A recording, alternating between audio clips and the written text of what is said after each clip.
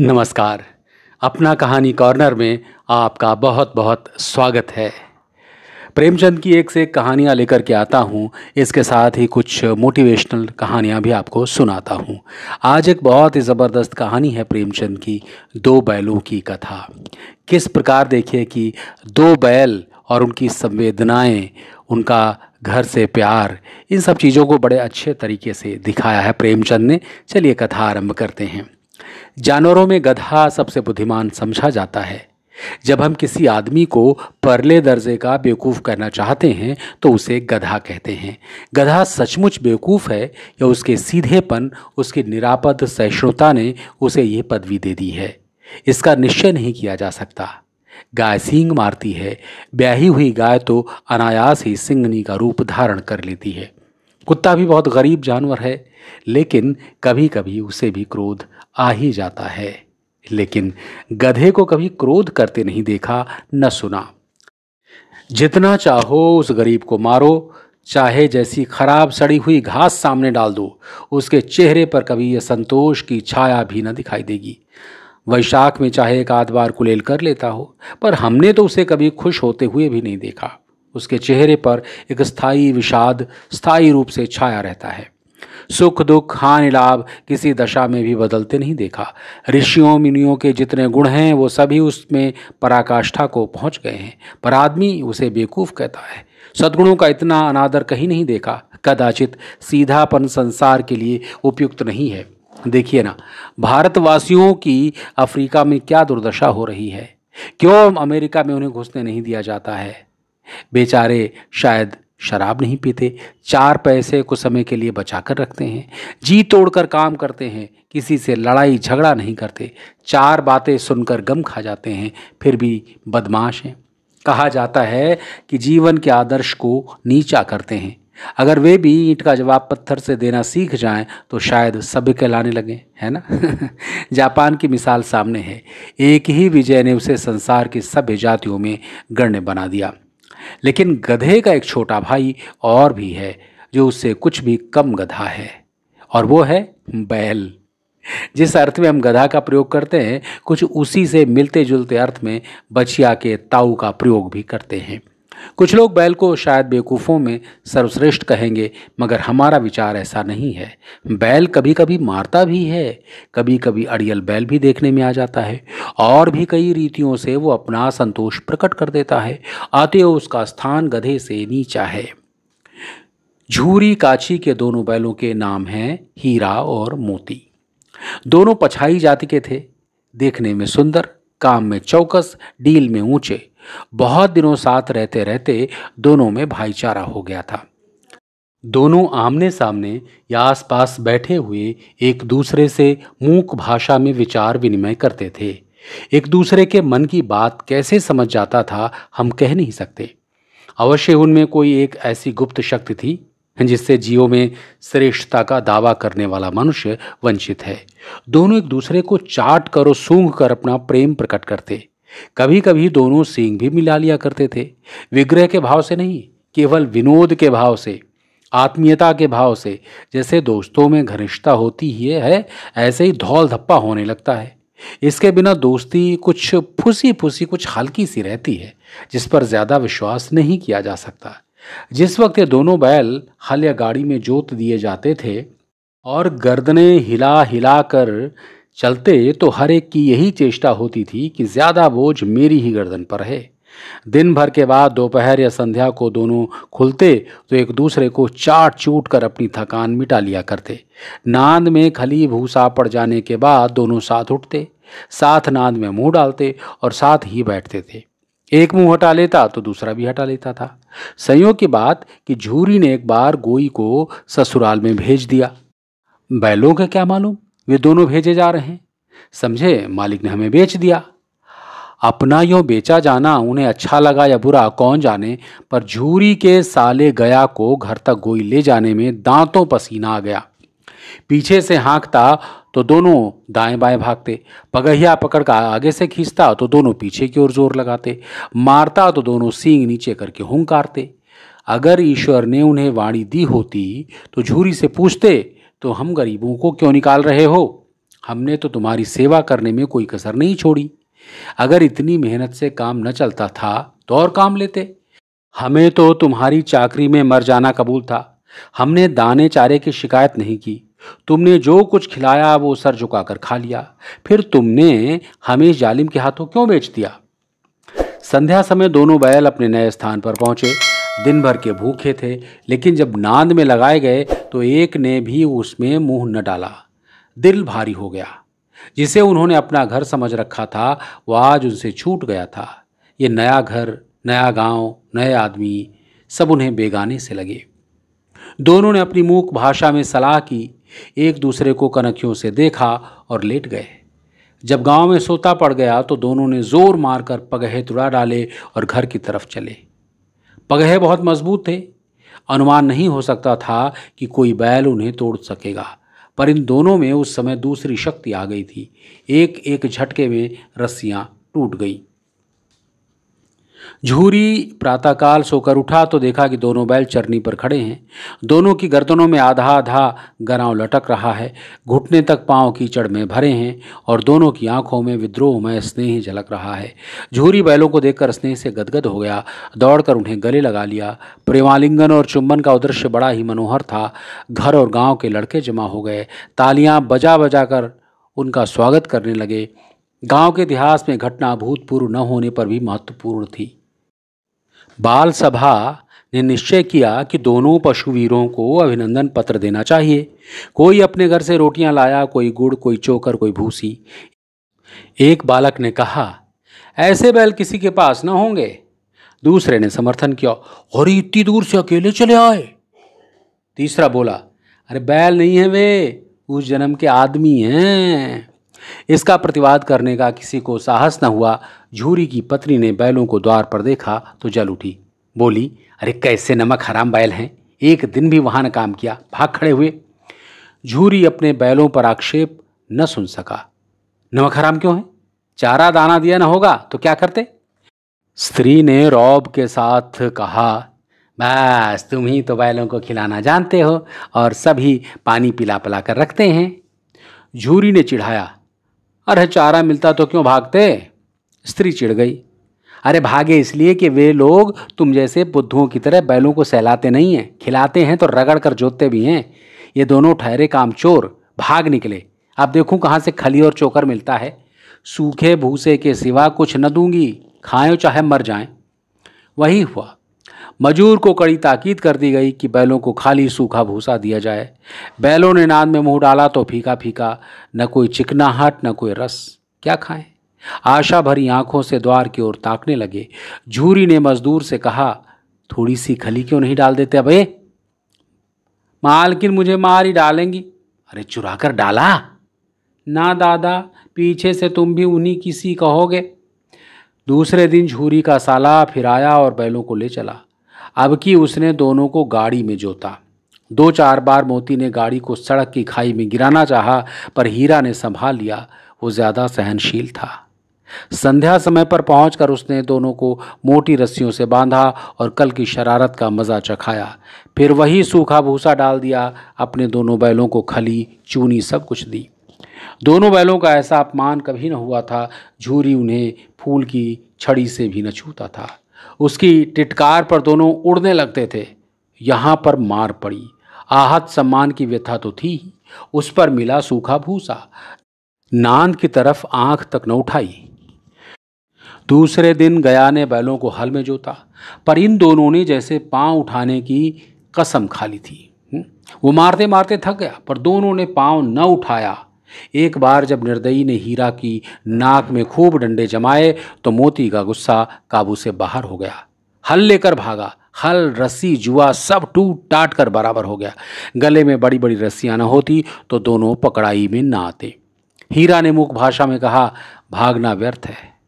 मोती ने उसी भाषा में उत्तर दिया, तुम्हारी तो इसने जान ही ले ली थी, अब की बड़ी मार पड़ेगी। पढ़ने दो, बैल का जन्म लिया है तो मार से कहाँ तक बचेंगे। गया 2 आदमियों के साथ दौड़ा रहा है। दोनों के हाथ में लाठियां हैं। मोती बोला, अरे कहो तो दिखा दूं, कुछ मज़ा मैं भी। लाठी लेकर आ रहा है। हीरा ने समझाया, अरे नहीं भाई, खड़े हो जाओ। मुझे मारेगा तो मैं एक एक को गिरा दूंगा। नहीं, हमारी जाति का यह धर्म नहीं है। मोती दिल में ऐंठ कर रह गया। गया आ पहुंचा और दोनों को पकड़कर ले चला। कुशल हुई कि उसने एक वक्त मारपीट न की, नहीं मोती भी पलटता। उसके तेवर देखकर रह गया और उसके सहायक समझ गए कि इस वक्त टाल जाना ही मसलहत है। आज दोनों के सामने फिर वही सूखा भूसा लाया गया। दोनों चुपचाप खड़े रहे। घर के लोग भोजन करने लगे। उसी वक्त एक छोटी सी लड़की 2 रोटियां लिए निकली और दोनों के मुंह में देकर चली गई। उस एक रोटी से उनकी भूख तो क्या शांत होती, पर दोनों के हृदय को मानो भोजन मिल गया। यहाँ भी किसी सज्जन का वास है। लड़की भैरों की थी, उसकी माँ मर चुकी थी। सौतेली माँ उसे मारती रहती थी, इसलिए इन दोनों बैलों से उसे एक प्रकार की आत्मीयता हो गई थी। दोनों दिन भर जोते जाते, डंडे खाते, शाम को थान पर बांध दिए जाते और रात को वही बालिका उन्हें 2 रोटियां खिला जाती। प्रेम के इस प्रसाद की ये बरकत थी कि 2-2 गाल सूखा भूसा खाकर भी दोनों दुर्बल न होते थे, मगर दोनों की आंखों में रोम रोम में विद्रोह भरा हुआ था। एक दिन मोती ने मूक भाषा में कहा, अब तो सहा नहीं जाता हीरा, क्या करना चाहते हो? एक आध को सींगों पर उठाकर फेंक दूंगा, लेकिन जानते हो वो प्यारी लड़की जो हमें रोटियां खिलाती है, उसी की लड़की है जो इस घर का मालिक है। वो बेचारी अनाथ हो जाएगी। तो मालकिन को न फेंक दूं, वही तो उस लड़की को मारती है। लेकिन औरत जात पर सींग चलाना मना है, ये भूल जाते हो। तुम तो किसी तरह निकलते नहीं देते यार। तो आओ, आज तुड़ाकर भाग चलें। हाँ, ये मैं स्वीकार करता हूँ, लेकिन इतनी मोटी रस्सी टूटेगी कैसे? इसका उपाय है। पहले रस्सी को थोड़ा सा चबा लो, फिर एक एक झटके में टूट जाएगी। रात को जब बालिका रोटियां खिलाकर चली गई तो दोनों रस्सियां चबाने लगे। मोटी रस्सी मुंह में न आती थी। बेचारे बार बार जोर लगाकर रह जाते। सहसा द्वार खुला और वो लड़की निकली। दोनों सिर झुकाकर उसका हाथ चाटने लगे। दोनों की पूंछें खड़ी हो गईं।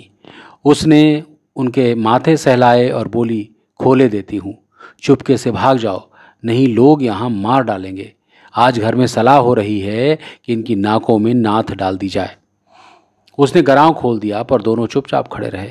मोती ने अपनी मूक भाषा में कहा, अब चलते क्यों नहीं? हीरा ने कहा, चलें तो, लेकिन कल इस अनाथ पर आफत आएगी, सब इसी पर संदेह करेंगे।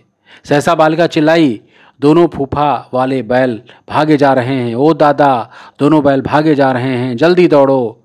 गया हड़बड़ाकर भीतर से निकला और बैलों को पकड़ने चला। दोनों भागे। गया ने पीछा किया, वो और भी तेज हुए। गया ने शोर मचाया, फिर गांव के कुछ आदमियों को साथ लेने के लिए लौटा। दोनों मित्रों को भागने का मौका मिल गया। सीधे दौड़ते चले गए, यहाँ तक कि मार्ग का ज्ञान न मिला। जिस परिचित मार्ग से आए थे उसका यहाँ पता न था। नए नए गांव मिलने लगे। तब दोनों एक खेत के किनारे खड़े होकर सोचने लगे, अब क्या करना चाहिए। हीरा ने कहा, मालूम होता है राह भूल गए। तुम भी तो बेतहाशा भागे, वहीं उसे मार गिराना था। उसे मार गिराते तो दुनिया क्या कहती? वो अपना धर्म छोड़ दे, लेकिन हम अपना धर्म क्यों छोड़ें? दोनों भूख से व्याकुल हो रहे थे। खेत पे मटर खड़ी थी, चरने लगे। रह रहकर आहट ले लेते थे, कोई आता तो नहीं। जब पेट भर गया तो दोनों ने आज़ादी का अनुभव किया तो मस्त होकर उछलने कूदने लगे। पहले दोनों ने डकार ली, फिर सींग मिलाए और एक दूसरे को ठेलने लगे। मोती ने हीरा को कई कदम पीछे हटा दिया, यहाँ तक कि वो खाई में गिर गया। तब उसे भी क्रोध आया, संभल कर उठा और फिर मोती से भिड़ गया। मोती ने देखा खेल में झगड़ा हुआ चाहता है तो किनारे हट गया। अरे वो क्या है? कोई सांड डौकता चला रहा है। हाँ, सांड ही है। वो सामने आ पहुंचा। दोनों मित्र बगले झांक रहे हैं। सांड पूरा हाथी है, उससे भिड़ना जान से हाथ धोना है, लेकिन न भिड़ने पर भी तो जान बचती नहीं नजर आती। इन्हीं की तरफ आ रहा है, कितनी भयंकर सूरत है। मोती ने मूक भाषा में कहा, अरे बुरे फंसे, जान कैसे बचेगी? कोई उपाय सोचो। अरे भाग क्यों न चले? भागना कायरता है तो फिर यहीं मरो। बंदा तो 9-2-11 होता है, और जो दौड़ाए तो फिर कोई उपाय सोचो जल्दी। उपाय यही है कि उस पर दोनों जने एक साथ चोट करें। मैं आगे से रगेदता हूँ, तुम पीछे से रगेदो। दोहरी मार पड़ेगी तो भाग खड़ा होगा। ज्यों ही मेरी ओर झपटे तुम बगल से उसके पेट में सींग घुसेड़ देना। जान जोखिम में है, पर दूसरा उपाय नहीं है। दोनों मित्र जान हथेलियों पर लेकर लपके। साण को कभी संगठित शत्रुओं से लड़ने का तजुर्बा न था। वो तो एक शत्रु से मल्लयुद्ध करने का आदी था। ज्यों ही हीरा पर झपटा, मोती ने पीछे से दौड़ाया। साण उसकी तरफ मुड़ा तो हीरा ने रगेदा। साण चाहता था कि एक एक करके दोनों को गिरा ले, पर ये दोनों उस्ताद थे, उसे ये अवसर न देते थे। एक बार साण झल्ला कर हीरा का अंत कर देने के लिए चला कि मोती ने बगल से उसके पेट में सींग भोंक दिया। साण क्रोध में आकर पीछे फिरा तो हीरा ने दूसरे पहलू में सींग चुभा दिया। आखिर बेचारा जख्मी होकर भागा और दोनों ने दूर तक उसका पीछा किया, यहां तक कि साण बेदम होकर गिर पड़ा। तब दोनों ने उसे छोड़ दिया। दोनों मित्र विजय के नशे में झूमते चले आ रहे थे। मोती ने अपनी सांकेतिक भाषा में कहा, मेरा जी चाहता है कि बच्चा को मार ही डालूं। हीरा ने तिरस्कार किया, अरे गिरे हुए बैरी पर सींग नहीं चलाना चाहिए, ये सब ढोंग है। बैरी को ऐसा मारना चाहिए कि फिर न उठे। अब कैसे घर पहुंचेंगे ये सोचो, पहले कुछ खा लें तब सोचें। सामने मटर का खेत था ही। मोती उसमें घुस गया। हीरा मना करता रहा पर उसने एक न सुनी। अभी 2 ही 4 ग्रास खाए थे कि 2 आदमी लाठियां लिए दौड़ पड़े और दोनों मित्रों को घेर लिया। हीरा मेड़ पर था, निकल गया। मोती सींचे हुए खेत में था, उसके खुर कीचड़ में धंसने लगे। भाग न सका, पकड़ लिया गया। हीरा ने देखा संगी संकट में है, लौट पड़ा। फंसेंगे तो दोनों फंसेंगे। रखवाले ने उसे भी पकड़ लिया। प्रातःकाल दोनों मित्र कांजी हाउस में बंद कर दिए गए थे। दोनों मित्रों को जीवन में पहली बार ऐसा साबका पड़ा था कि सारा दिन बीत गया और खाने को एक दिन का भी न मिला। समझ में ही ना आता था कि ये कैसा स्वामी है। इससे तो गया फिर भी अच्छा था। वहाँ कई भैंसें थी, कई बकरियां, कई घोड़े, कई गधे, पर किसी के सामने चारा न था। सब जमीन पर मुर्दों की तरह पड़े थे। कई तो इतने कमज़ोर हो गए थे कि खड़े भी न हो सकते थे। सारा दिन दोनों मित्र फाटक की ओर टकटकी लगाए ताकते रहे, पर कोई चारा लेकर आता न दिखाई दिया। तब दोनों ने दीवार की नमकीन मिट्टी चाटनी शुरू की, पर इससे क्या तृप्ति होती। रात को भी कुछ भोजन न मिला तो हीरा के दिल में विद्रोह की ज्वाला दहक उठी। मोती से बोला, अब तो नहीं रहा जाता मोती। मोती ने सिर लटकाए हुए जवाब दिया, मुझे तो मालूम होता है कि प्राण निकल जाएंगे। इतनी जल्दी हिम्मत न हारो भाई, यहाँ से भागने का कोई उपाय निकालना चाहिए। आओ दीवार तोड़ डालें, मुझसे तो अब कुछ न होगा। बस इसी बूते पर अकड़ते थे, सारी अकड़ निकल गई। बाड़े की दीवार कच्ची थी, हीरा मजबूत तो था ही। अपने नुकीले सींग दीवार में गड़ा दिए और जोर मारा तो मिट्टी का एक चप्पड़ निकल आया। फिर तो उसका साहस बढ़ा। उसने दौड़ दौड़ कर दीवार पर चोटें की और हर चोट में थोड़ी थोड़ी मिट्टी गिराने लगा। उसी समय कांजी हाउस का चौकीदार लालटेन लेकर जानवरों की हाजिरी लेने आ निकला। हीरा का ये उजड्डपन देखकर उसने कई डंडे रसीद किए और मोटी सी रस्सी से बांध दिया। मोती ने पड़े पड़े कहा, आखिर मार खाई, क्या मिला? अपने बूते पर जोर तो मार लिया। ऐसा जोर मारना किस काम का कि बंधन में पड़ गए। जोर तो मारता ही जाऊंगा, चाहे कितने बंधन पड़ते जाएं। जान से हाथ धोना पड़ेगा, कुछ परवाह नहीं। यूं भी तो मरना ही है। सोचो, दीवार खुद जाती है तो कितनी जानें बच जाती। इतने भाई यहाँ बंद हैं, किसी की देह में जान नहीं है। 2-4 दिन और यही हाल रहा तो सब मर जाएंगे। हाँ, ये बात तो है। अच्छा तो लो, फिर मैं भी जोर लगाता हूँ। मोती ने भी दीवार में उसी जगह सींग मारा। थोड़ी सी मिट्टी गिरी और हिम्मत बढ़ी।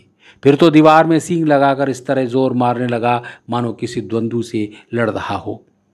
आखिर कोई 2 घंटे की जोर आजमाइश के बाद दीवार ऊपर से लगभग 1 हाथ गिर गई। उसने दूनी शक्ति से धक्का मारा तो आधी दीवार गिर पड़ी। दीवार का गिरना था कि अधमरे से पड़े हुए सभी जानवर चेत उठे। तीनों घोड़ियां सरपट भाग निकली, फिर बकरियां निकली, इसके बाद भैंसें भी खिसक गईं, पर गधे अभी तक ज्यों के त्यों खड़े थे। हीरा ने पूछा, तुम क्यों नहीं भाग जाते? एक गधे ने कहा, जो कहीं फिर पकड़ लिए गए तो क्या हरज है, अभी तो भागने का अवसर है। हमें तो डर लगता है, हम यहीं पड़े रहेंगे। आधी रात से ऊपर जा चुकी थी। दोनों गधे अभी तक खड़े सोच रहे थे, भागें या न भागें, और मोती अपने मित्र की रस्सी तोड़ने में लगा हुआ था। जब वो हार गया तो हीरा ने कहा, तुम जाओ, मुझे यहीं पड़ा रहने दो, शायद कहीं भेंट हो जाए। मोती ने आंखों में आंसू लाकर कहा, तुम मुझे इतना स्वार्थी समझते हो हीरा? हम और तुम इतने दिनों एक साथ रहे, आज तुम विपत्ति में पड़ गए तो मैं तुम्हें छोड़कर अलग हो जाऊं? हीरा ने कहा, बहुत मार पड़ेगी, लोग समझ जाएंगे तुम्हारी शरारत है। मोती गर्व से बोला, जिस अपराध के लिए तुम्हारे गले में बंधन पड़ा, उसके लिए अगर मुझ पर मार पड़े तो क्या चिंता, इतना तो हो ही गया कि 9-10 प्राणियों की जान बच गई, ये सब तो आशीर्वाद देंगे। ये कहते हुए मोती ने दोनों गधों को सींगों से मार मार कर बाड़े के बाहर निकाला और तब अपने बंधु के पास आकर सो रहा। भोर होते ही मुंशी और चौकीदार और अन्य कर्मचारियों में कैसी खलबली मची, इसके लिखने की जरूरत नहीं है। बस इतना ही काफी है कि मोती की खूब मरम्मत हुई और उसे भी मोटी रस्सी से बांध दिया गया। 1 सप्ताह तक दोनों मित्र वहां बंधे पड़े रहे। किसी ने चारे का एक तृण भी न डाला। हाँ, एक बार पानी दिखा दिया जाता था, यही उनका आधार था। दोनों इतने दुर्बल हो गए थे कि उठा तक न जाता था। ठठरियां निकल आई थी। एक दिन बाड़े के सामने डुग्गी बजने लगी और दोपहर होते होते वहां 50-60 आदमी जमा हो गए। तब दोनों मित्र निकाले गए और उनकी देखभाल होने लगी। लोग आ आकर उनकी सूरत देखते और मन फीका करके चले जाते। ऐसे मृतक बैलों को कौन खरीदार होता। सहसा एक दढ़ियल आदमी, जिसकी आंखें लाल थी, मुद्रा अत्यंत कठोर, आया और दोनों मित्रों के कूल्हे में उंगली खोदकर मुंशी से बातें करने लगा। उसका चेहरा देखकर अंतर्ज्ञान से दोनों मित्रों के दिल कांप उठे। वो कौन है, उन्हें क्यों टटोल रहा है, इस विषय में उन्हें कोई संदेह न हुआ। दोनों ने एक दूसरे को भीत नेत्रों से देखा और सिर झुका लिया। हीरा ने कहा, गया के घर से नाहक भागे, अब जान न बचेगी। मोती ने अश्रद्धा भाव से उत्तर दिया, कहते हैं भगवान सबके ऊपर दया करते हैं, उन्हें हमारे ऊपर दया क्यों नहीं आती। भगवान के लिए हमारा मरना जीना क्यों बराबर है। चलो अच्छा ही है, कुछ दिन उनके साथ तो रहेंगे। एक बार भगवान ने उस लड़की के रूप में हमें बचाया था, क्या अब न बचाएंगे। यह आदमी छुरी चलाएगा, देख लेना। तो क्या चिंता है, मांस खाल सींग हड्डी सब किसी न किसी काम आ जाएगी। नीलाम हो जाने पर दोनों मित्र उस दढ़ियल के साथ चले। दोनों की बोटी बोटी कांप रही थी। बेचारे पांव तक न उठा सकते थे, पर भय के मारे गिरते पड़ते भागे जाते थे, क्योंकि वो जरा भी चाल धीमी हो जाने पर जोर का डंडा जमा देता था। राह में गाय बैलों का रेवड़ हरे हरे हार में चरता नजर आया। सभी जानवर प्रसन्न थे, चिकने चपल। कोई उछलता था, कोई आनंद से बैठा पागुर करता था। कितना सुखी जीवन था इनका, पर कितने स्वार्थी हैं सब। किसी को चिंता नहीं कि उनके 2 भाई वधिक के हाथ पड़े कैसे दुखी हैं। सहसा दोनों को ऐसा मालूम हुआ ये परिचित राह है। हाँ, इसी रास्ते से गया उन्हें ले गया था। वही खेत, वही बाग, वही गांव मिलने लगे। प्रतिक्षण उनकी चाल तेज होने लगी। सारी थकान, सारी दुर्बलता गायब हो गई। आहा, ये लो, अपना ही हार आ गया। इसी कुएं पर हम पुर चलाने आया करते थे। हाँ, यही कुआं है, मोती ने कहा। हमारा घर नगीच आ गया, हीरा बोला। भगवान की दया है। मैं तो अब घर भागता हूँ, ये जाने देगा। अरे इसे मार गिराता हूँ। नहीं नहीं, दौड़कर थाने पर चलो, वहां से हम आगे न जाएंगे। दोनों उन्मत्त होकर बछड़ों की भांति कुलेलें करते हुए घर की ओर दौड़े। वो हमारा थान है। दोनों दौड़कर अपने थान पर आए और खड़े हो गए। दड़ियल भी पीछे पीछे दौड़ा चला आता था। झूरी द्वार पर बैठा धूप खा रहा था। बैलों को देखते ही दौड़ा और उन्हें बारी बारी से गले लगाने लगा।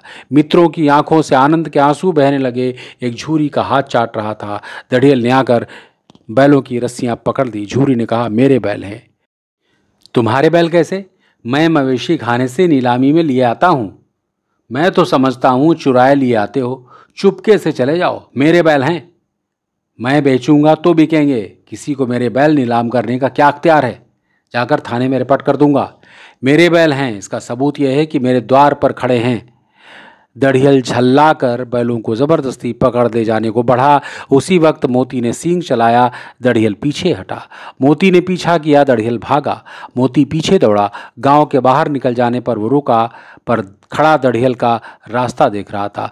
दड़ियल दूर खड़ा धमकियां दे रहा था, गालियां निकाल रहा था, पत्थर फेंक रहा था, और मोती विजयी शूर की भांति उसका रास्ता रोके खड़ा था। गांव के लोग तमाशा देखते थे और हंसते थे। जब दड़ियल हार कर चला गया तो मोती अकड़ता हुआ लौटा। हीरा ने कहा, मैं डर रहा था कि कहीं तुम गुस्से में आकर मार न बैठो।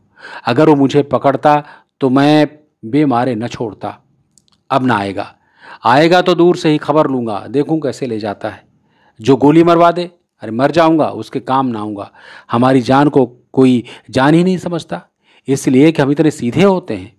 ज़रा देर में नाद में खली, भूसा, चोकर, दाना भर दिया गया और दोनों मित्र खाने लगे।